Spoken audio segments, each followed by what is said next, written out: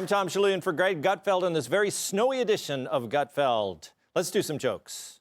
As a result of yesterday's storm, New York City is filled with giant snowbanks. And Mayor Mamdani isn't taking any chances. He's bringing in Hunter Biden to inhale it all.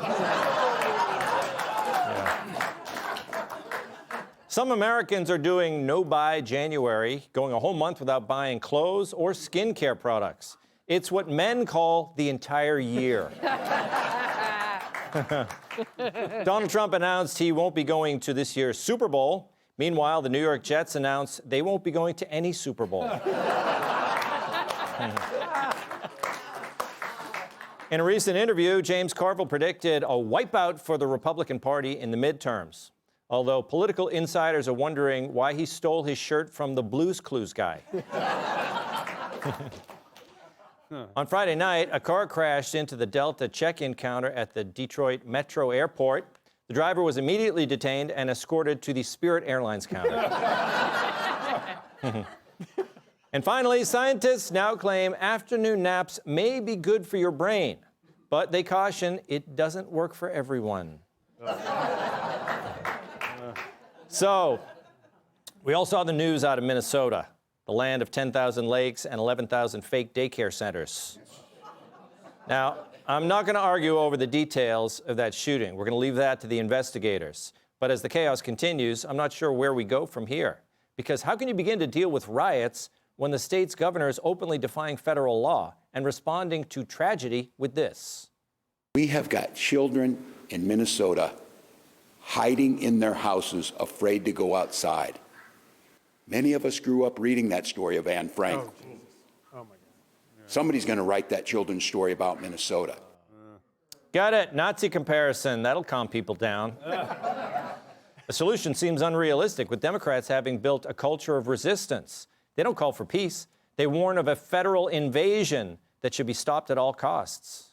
So if we don't stop this in its tracks, what you are seeing in Minnesota, people being killed simply for exercising their First Amendment rights, is going to be a regular feature in this country. The chaos that we are seeing is caused directly by ICE, border control, and this federal administration. We have a number of tools here in New York City, and whether those tools are the utilization of the courts, or it's the tools of the bully pulpit, or it's the tools of our own city policies, we're going to exhaust every option to protect New Yorkers.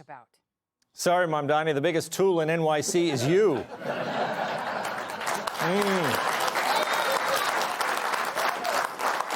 We can't end conflict when Dems like him are not willing to cooperate. Instead, half the country becomes engulfed in their delusion that resisting the law means saving democracy. Now, Greg may not be here today. He's off in Guatemala building homes for blind orphans.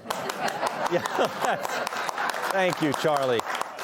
But he put it this way on X. Responsibility for the deliberately engineered chaos is on Walz and Fry. None of this happens in cities where cooperation and following the law exists. Debating with agitators is a waste of your time, for this is exactly what they desire. Every tragedy is a win.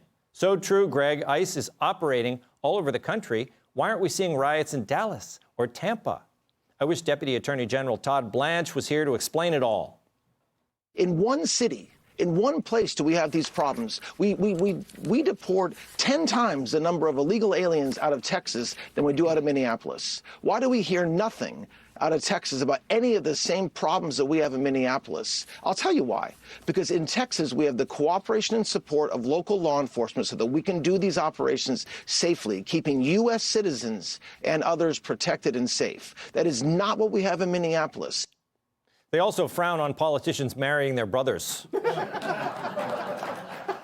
Local leadership in other states aren't inviting conflict. They're working with ICE, who is lawfully removing violent criminals. But in Minneapolis, Walz and Fry are encouraging open rebellion, telling people to interfere with ICE agents and be on the right side of history. And not to mention, it's a sanctuary city, which means there are restrictions on state police working with law enforcement. They can't help in raids or share information. And what's happening without this cooperation? An ICE agent lost his finger after a protester bit it clean off. Violent mobs are smashing hotel windows just because they believed federal agents were staying there. Meanwhile, far-left groups are inciting demonstrators on the ground. Before Saturday's shooting, one organization even used secret chats to send people to harass agents at the scene. This isn't partnership, it's lawlessness fomented by state governments. So what's next? Well, today, Trump said that Tim Walz actually called him, saying he, quote, wants to work together. The president said it was a very good call, and they actually seem to be on a similar wavelength. So we'll see. Maybe we've turned a corner. Trump's sending Tom Homan in, so maybe he can get the city to actually follow the law for once. He is, after all, the scariest bald white guy since Freddy Krueger. And hopefully, he can get local law enforcement to stop looking the other way while people attack feds. Then maybe this nightmare can end. Let's welcome our guests. Journalism is in his blood, as are horse parasites. Co-host of Fox and Friends Weekend, Charlie Hertz. To meet new people, he likes to organize police lineups. Fox News contributor Paul Morrow. His only friends in med school were cadavers. Chief Medical Officer at the wellness company, Dr. Drew Pinsky. And her fans went from listening to the Cardigans to wearing them. Host of Kennedy Saved the World podcast, Kennedy! Okay, Charlie, look, it is resistance all the way through. We had some encouraging news today. Trump says he's going to try to lower the temperature. He's sending Homan out there, and I guess he's taking Greg Bovino, who's going to be leaving Minneapolis. So what do you think? Yeah, Positive? I think definitely lowering the temperature is probably a very smart thing because, you know, Donald Trump is the first politician to come along in decades to recognize the problem of illegal immigration and realize that somebody has to do something about it, and he's doing something about it. It doesn't matter that I would argue he's the only one that's doing the right thing here. The problem is when you have situations like we've had in Minneapolis, he's still going to be the one that politically gets blamed for it. And he's got to figure out some sort of solution to this. I don't believe a thing that Tim Walz says. Yeah. He's a liar. He has exploited this for his own political advantage. People are dead because of what he has said to people. But honestly, nobody finds this a greater tragedy than the ICE agents who are there because they have to be, not for funsies. They're there because they have to enforce federal law. It is their obligation. I worry about them. And I worry about them because you have a situation where you have Democrat politicians who have created a war zone, and you're sending them into these places. And maybe the solution is for President Trump to say, all right, fine, you don't want ICE agents there? We'll take our ICE agents and we'll go and collect, as Todd Blanche says, illegals all over the country, and we'll do it with the help of local police. But we're going to dry up all federal funding to every single sanctuary state or every single sanctuary city in this country and let you all figure out this problem if you want to do it, and let your voters punish you for the disaster that ensues. Boom, there it is. Paul, this is, they keep calling them protesters, but in fact, this is very organized, and they are harassing law enforcement. It's organized harassment of law enforcement. I don't know what you call that in terms of a crime. What would you say, what crime is that? Is it... It's like a pain-in-the-ass felony, right? Yeah. It's if you're sitting where the cops are. But to extend your analogy, realistically, under the rhetoric that you're getting from, let's say, Fry, and saying, these are our neighbors. We're protecting our neighbors, right? By that metric, you could round up every felon in the country that's deportable and say, you know what, we'll save the plane fare, send them all in Minneapolis.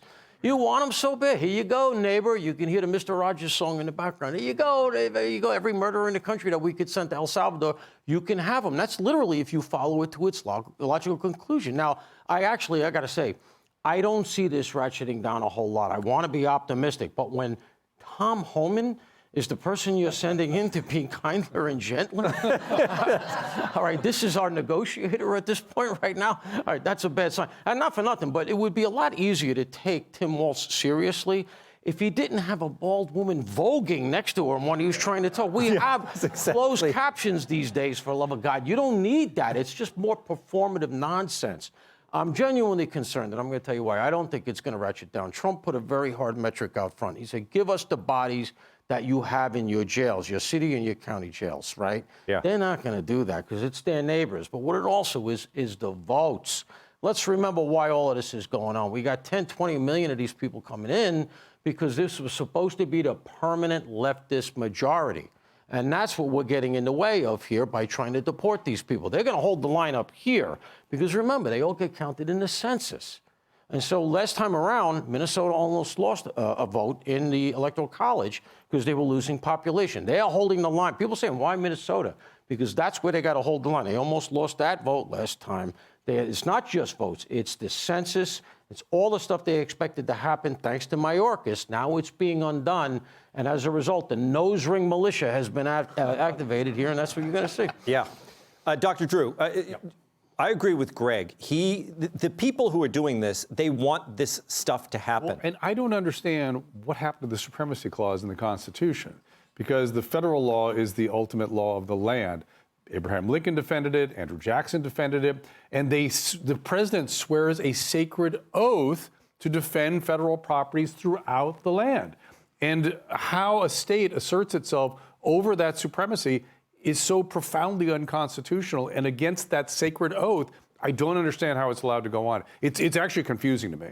Well, I think I'm stealing this from Ann Coulter, but it's like Bull Connor, in the civil rights movement. This was the states' rights people to say we're not going to follow federal law. So what do you do in situations like this? Do you back off and you pull out of Minneapolis? What do you do when people in a state will not follow the law? So here's what Abraham Lincoln did. He said, there's a ford off the shore of South Carolina.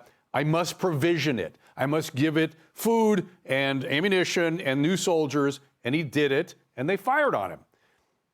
He has to do what he has to do. I don't understand why there's any gray area here. He doesn't have to inflame things, but he has to protect the federal buildings. Has to. That's what happened to Los Angeles. Yeah. He came in, protected them. The whole thing settled down. That was the end of it. Kennedy, there's a lot of discussion online. Libertarians, even a lot of conservatives, they say they don't like this.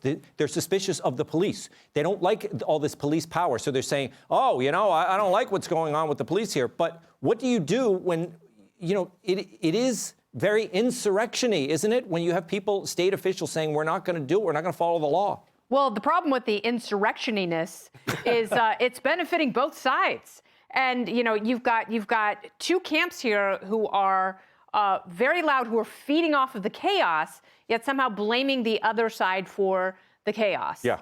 And, the problem was, we're angry at law enforcement, so we're going to protest. So what do? You bring in more law enforcement. Yeah. And that makes a chaotic situation somehow even more chaotic, which should be a surprise to no one. And, it's like Dr. Drew and I were working together in 1992 during the Rodney King riots. True. When George H.W. Bush had to bring in the National Guard because you had mobs of people who were hell-bent on burning their neighborhoods in the city of Los Angeles to the ground.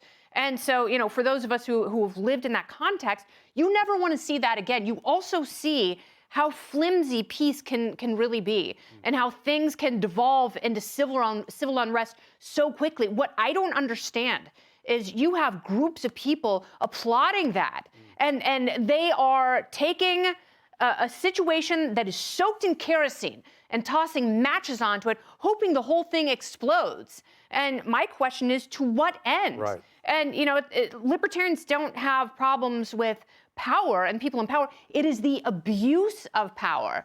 And my problem is people like Kristi Noem coming out and saying, the guy was a domestic terrorist. And Greg Bivino saying, well, he wanted to kill as many cops as possible. It's like, well, maybe not. And unfortunately, you've got so many people with cell phone footage from every single angle that they can disprove those claims in 30 seconds.